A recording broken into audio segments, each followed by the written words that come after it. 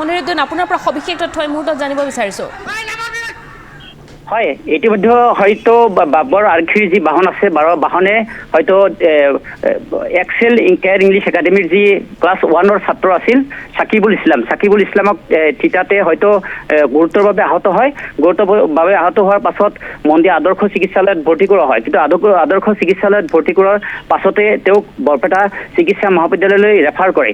কিন্তু ঘটনাৰ লগত আৰু এটা বিষয় জড়িত আছে যে মন্দিয়াত আচলতে যি বাগবৰৰ পঞ্চায়তৰ সভাপতি গঠনক লৈ একাংশই 6টাকৈ মেম্বাৰৰ সমৰ্থন লাভ কৰিছিল বিজেপিৰ ফালৰ পৰা।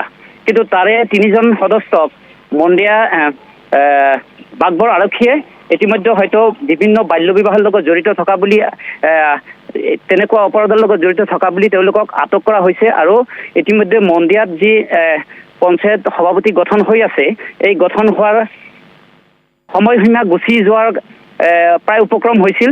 ঠিক তেনেকুৱা অৱস্থাত আকৌ বাগবৰ আৰক্ষীয়ে মানুহ 3জনক এৰি দিছে।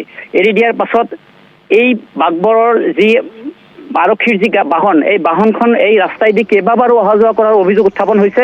হয়তো অভিযোগকাৰীসকলে জানিবলৈ দিছে আচলতে এইখন বাটেৰে বৰপেটা মন্দিয়া আৰু বাগবৰৰ পথছোৱাৰ মাজত প্ৰায় 4-5 বাৰকৈ এই বাহনখনে অহা যোৱা কৰিছে। আৰু বাহনখন মুখ্য কথা হ'ল বাহনখনৰ চালক আছিল এজন ব্যক্তিগত যুৱক।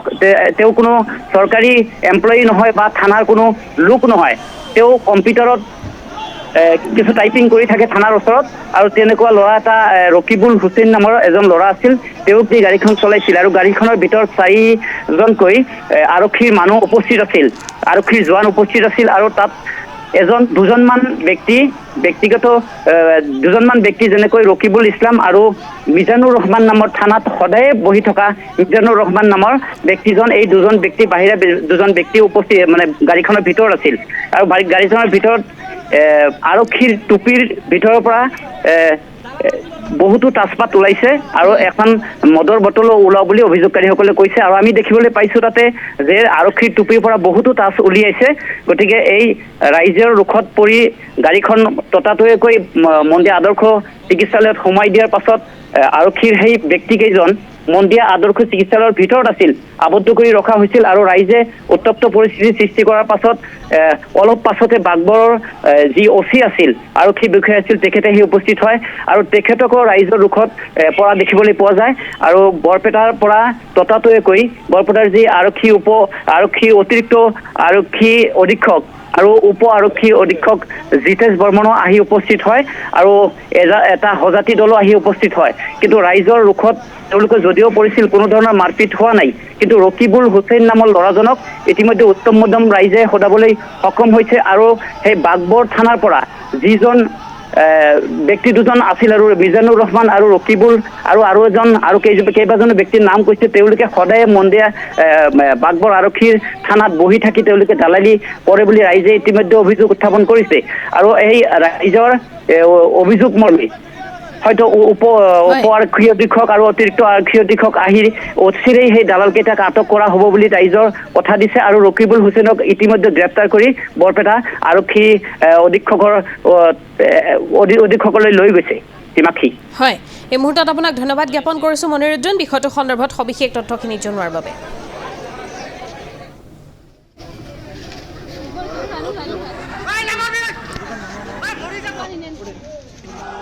আমি এখন স্কুল চলাওঁ আৰু স্কুলত বহি থকা অৱস্থাত এটা খবৰ পালোঁ যে আমাৰ স্কুলৰ ষ্টুডেণ্ট এক্সাম শেষ হোৱাৰ পিছত গাড়ীৰ পৰা নমাই দি আছিল। সেই সময়ত পিছফালৰ পৰা কোনোবা এটা গাড়ীত বোলে এক্সিডেণ্ট হৈছে। লগে লগে আমি আৰু আমাৰ স্কুলৰ প্ৰিন্সিপালজন আমি মেডিকেলত আহিলোঁ। মন্দিয়া আদৰ্শ চিকিৎসাত আহি চালোঁ যে ইয়াতে নাই, মানে খুব সংকটজনক অৱস্থাত বৰপেটালৈ পঠাইছে।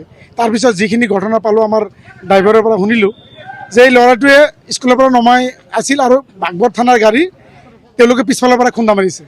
আৰু অতি আচৰিত কথা যে বাগবৰ থানাৰ গাড়ীটো কোনো পুলিচে চলোৱা নাই, বাহিৰৰ কোনোবা মানুহে চলাইছিল। আৰু সন্মুখত অচিত ঠাইত কিবা মিজানুৰ নামৰ ল'ৰা এটাই বহি আছিল। আৰু আমি চবেই জানো যে বাগবৰ থানাত মিজান কোন হয়, শ্ৰেষ্ঠ দালাল বুলি মানে চবেই জানে। আৰু যি সময়ত মাননীয় অসমৰ মুখ্যমন্ত্ৰী ডাঙৰীয়াই থানাবিলাকক দালালমুক্ত কৰিব বিচাৰিছে, কিন্তু আমাৰ বাগবৰ থানা দিনক দিনে দালালৰ ৰাজ আৰু বেছি চলি আছে।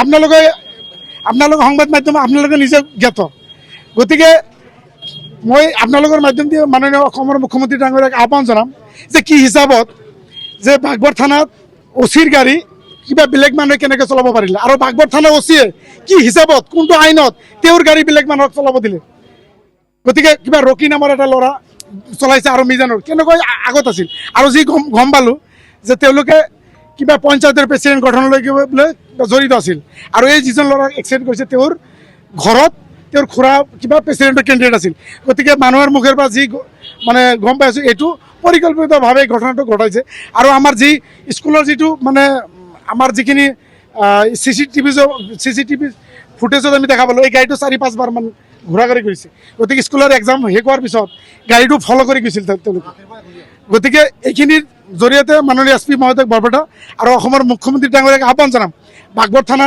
অতি সোনকালে দালাল মুক্ত কৰিব লাগে আৰু বাগবৰ থানা অচিক অতি সোনকালে আজিৰ দিনৰ ভিতৰত নিলম্বন কৰিব লাগে আৰু এই দালালকেইটাক উপযুক্ত শাস্তি দিব লাগে যাতে পৰৱৰ্তী সময়ত যাতে মানুহে এই দালালৰ জৰিয়তে যাতে থানাত যাব বন্ধ নহয় আজি মন দিয়া বাগবৰ থানাত সাধাৰণ মানুহে যাব বন্ধ হৈছে এই দালালৰ কাৰণে সৰু এটা কেছৰ কাৰণে 10,000 20,000 50,000 1 লাখ 2 লাখ টকা কৈ লাগে গতিকে এই বস্তু সকলো মানুহে গম পায় গতিকে মাননীয় মুখ্যমন্ত্ৰী ডাঙৰীয়া অতি সোনকালে এইটো গুৰুত্ব সহকাৰে ল'ব আৰু আমাৰ SP মহোদয়ে মাতিছে আমি SP তাতে যাম এই ঘটনাখিনি ক'ম আৰু আজিৰ দিনৰ ভিতৰত বাগবৰ থানাৰ OC মহোদয়ক অতি সোনকালে নিলম্বন কৰিব লাগে আমাৰ আজি যিটো ঘটনা হৈছে এইটো ঘটনা আমি তাৰমানে গুৱাহাটীৰ পৰা আহোঁতে আমাক তাৰমানে ৰাস্তাতে বাগবৰ থানাৰ OC যাই আমাক কি কৰি আটক কৰিছে মাছদিয়াত সেইটো আটক কৰাৰ পিছতে তাতে আমাক ৰাখিছিল যাতে এইটো আসলে প্লেনিং আছিল যাতে আমি এইটো মেম্বাৰত যিটো প্ৰেচিডেণ্ট পাতাৰ আজি আছিল সেইটো যাতে সম্ভৱ নহয় তাৰমানে সেইটো এটা পৰিকল্পনা কৰিছিল সিহঁতে তাৰপিছত তাৰ পৰা যি এটা মেম্বাৰ আমি লৈ আহিছোঁ তাৰপিছত তাৰ পৰা আৰু এটা এতিয়াও থানাতে আছে ইয়াতে অহাৰ পিছত আমাৰ এইটো হোৱাৰ আগতেই শুনা পালোঁ যে আমাৰ এটা বাতিজা এটা এক্সিডেণ্ট কৰিছে সেইটো এনেকুৱা বেয়া এক্সিডেণ্ট হৈছে বহুত বেয়া তাৰমানে সংকটজনক অৱস্থা তাতে সেইটো এক্সিডেণ্টৰ মাজত তাৰমানে জড়িত আছে কিছুমান থানাত দালাল আছে দালালবিলাক জড়িত আছে এটা যি ড্ৰাইভাৰে চলাইছিল সেইটো থানাৰ মানুহ নহয় তাৰমানে বেলেগ মানুহ সেইটো আৰু আমিও শুনা পাইছোঁ আমি ঘৰত নাছিলোঁ আমিও শুনা পাইছোঁ যে আৰু কেইটামান দালাল আছিল গাড়ীত আৰু সেইটো এতিয়া অৱস্থাটো খুবেই বেয়া